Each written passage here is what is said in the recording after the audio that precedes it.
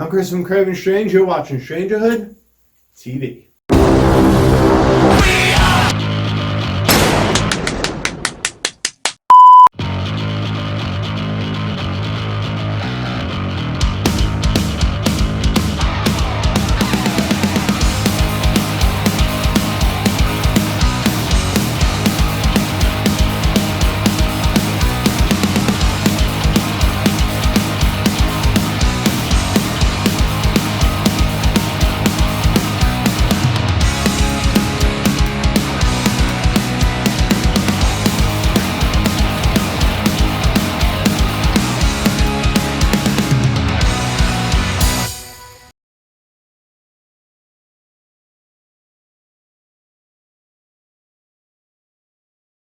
Such a nice guy. He's the best.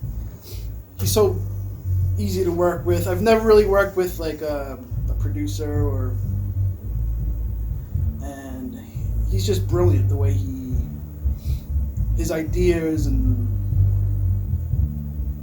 he's just really good at what he does. I couldn't tell you what he does behind the board, but he makes everything sound great. He makes us sound the best we can. And I love that guy. He's an awesome guy. Dave is great. I love Dave. Dave Caggiano is just like, he gets us. He gets the band. He gets the music. He gets who we are individually, personally, and also, music-wise. And he knows how to just bring out the best for the song, in all of us. He brings out the best in all of us when we go into record separately together. And then the end result, the song is just like, it's incredible. He's a great producer, engineer. He's a great friend. He's someone who I would have. He'd be the first one I'd be like, hey, we're gonna write an album, Dave Caggiano. It's just no brainer. That's the guy. He's our guy. He's the fifth Beatle of Stranger Mania.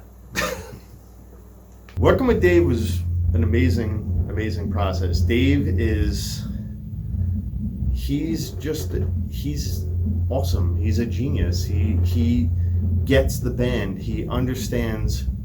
I feel like he understands who we are individually as players.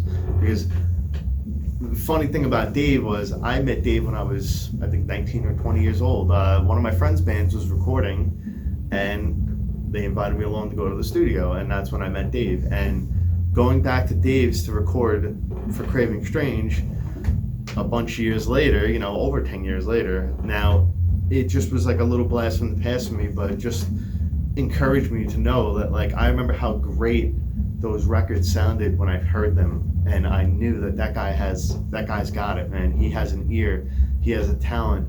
He was able to take the ideas of what I wanted to put into the song and kind of put me on a straight path and make me think what do you really want the song to sound like? Okay, let's try this and let's go for it. And I know that working with a producer sometimes can be tricky because some drummers have a hard time being told you're overplaying, you're doing this, you're doing that.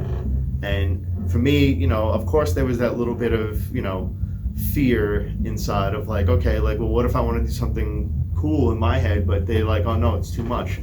I just completely trusted Dave when he came in for the pre-production sessions and he sat down and he listened to us play. I took what he said into consideration with things like I took this tom-tom away and I did it with just a 4-piece kit, and I normally like to have the extra rack, but he had a vision for what he knew the song should sound like, and I trusted him 100%. And you can hear the results for yourself. The guy is he's an amazing engineer, he's an amazing friend, he's an amazing person. He's just such a welcoming presence going into a studio. Rise, I felt no pressure playing it. It just, for most of the songs, I was a little nervous at the first song. I don't remember if we did Rise first or if we did Say It All first, but with Rise, when I sat down and played once I did the first take, everything fell right into place, and it was great. Dave just has this way of making you feel comfortable, but he also has a way of pushing you to your limit in a good way and really motivating you, finding what motivates you and getting you to get that best take out, because at the end of the day, it's going to sound amazing. So when it comes to any recording, I would absolutely 100% recommend Dave to anybody. His work speaks for itself. Just listen to Landmines, listen to any of Jackknife Stiletto stuff, listen to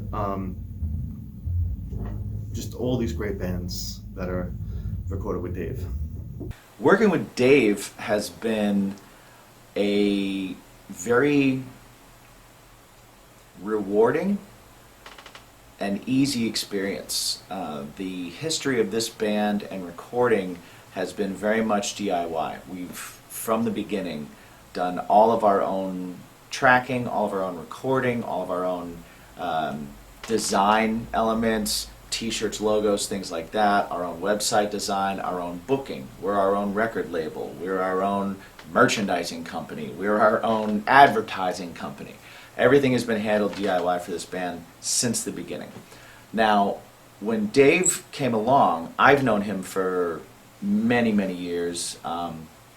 A previous band that I was in actually started some recordings with him, and we always wanted to work together again, but because we had this very DIY mentality, we just kind of didn't get around to doing it until we started working on Careful of the Landmines.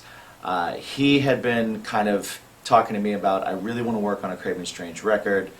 I was in the middle of putting together the Jimmy's Blue Notebook acoustic project, and I didn't want to do that in-house. I really wanted an outside set of ears and hands on that project. So we came to the conclusion that, like, all right, let's work both these things and see how that goes and see what happens. So Careful of the Landmines, that entire record, was really a combination of the way that we used to record and this new way of doing things with Dave. It went so well, and I can speak for myself. I personally enjoyed the process very much working with him because he brought a lot out of me as a singer and as a player as well, that we wanted to kind of dive in full on with him for this new project that we're doing now, the first song being Rise.